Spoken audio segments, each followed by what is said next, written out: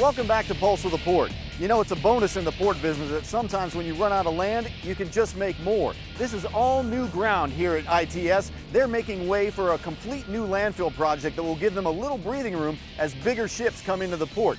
Now we bring in Jerry Mailer here once again. Now, how does this big ship trend affect what's going on here in the container yard? Well, it's a big part of our future here is creating more space in the yard to handle those big ships. And actually, like you say, this used to be water that we're standing on right now. It was a horseshoe of water we had to drive around, but now the efficient operation will be so much better by having this square used for containers. So how much more space are we adding here at the terminal? This is an additional 35 acres right here that you see right now. We just started utilizing this space this week, and as you can see behind us, there's more dirt that's being developed, and we're going to get bigger and bigger as we go. Growing and growing all the time. And speaking of benefits, Long Beach residents are already enjoying plenty of them thanks to a one-of-a-kind green barrier. Call it a low-tech answer to a high-profile issue. The Great Wall of Mulch is now complete.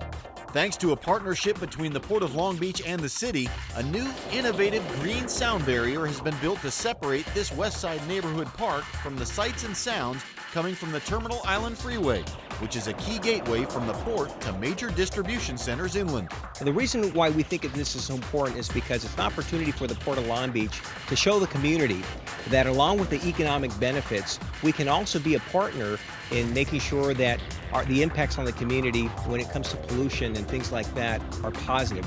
The Board of Harbor Commissioners approved $180,000 in funding for this project. The Great Wall of Mulch is 600 feet long, 12 feet high, and 3 feet wide, with 320 tons of mulch packed between two chain-link fences. It runs the entire length of Hudson Park and provides a much-needed buffer between the freeway and the neighborhood. You know, as part of Middle Harbor, they show that green growth is a reality, not just a slogan, by doing real quality of life improvements in the neighborhoods. And this is one of those improvements.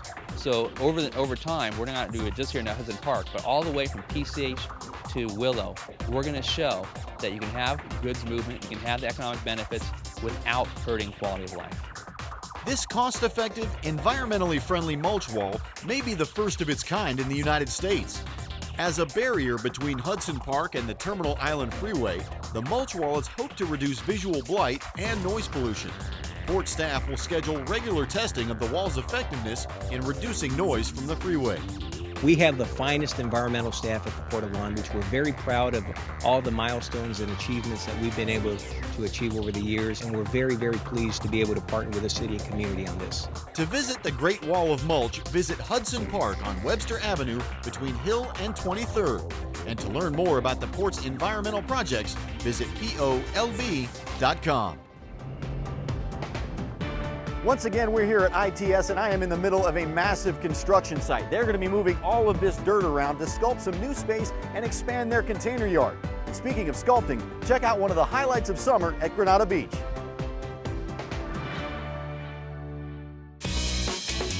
A time-honored community tradition continues to grow, thanks in part to the Port of Long Beach. Thousands turned out to Granada Beach for the 81st annual Great Sand Sculpture Contest hosted by Rotaract. The Port and Long Beach Sea Festival boosted their support this year to help bring in 7 of the nation's top professional sculptors to go along with the community contest. The Port even showcased its own masterpiece.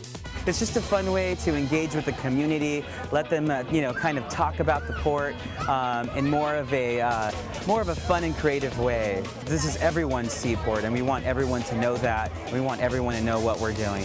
Without the port, without the Sea Festival, without Kool-Aid, this event would not be here, and the port has been there every year. The support is invaluable. We really appreciate it. This year's theme was Sculpting Literacy in Our Community, with all proceeds benefiting the Long Beach Library Foundation. They want Long Beach to be viable and to succeed, so you have to support the community. It's about literacy, and we're doing a giant sand pop-up book. We love that the port gets involved in community activities.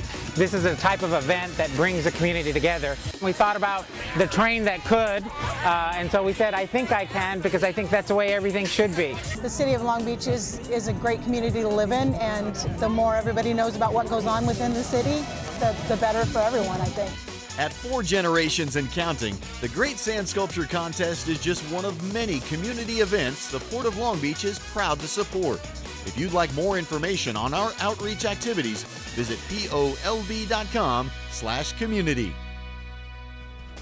Stick around for more Pulse of the Port, because after the break, we're going to take you inside one of the most high-tech maintenance facilities you've ever seen.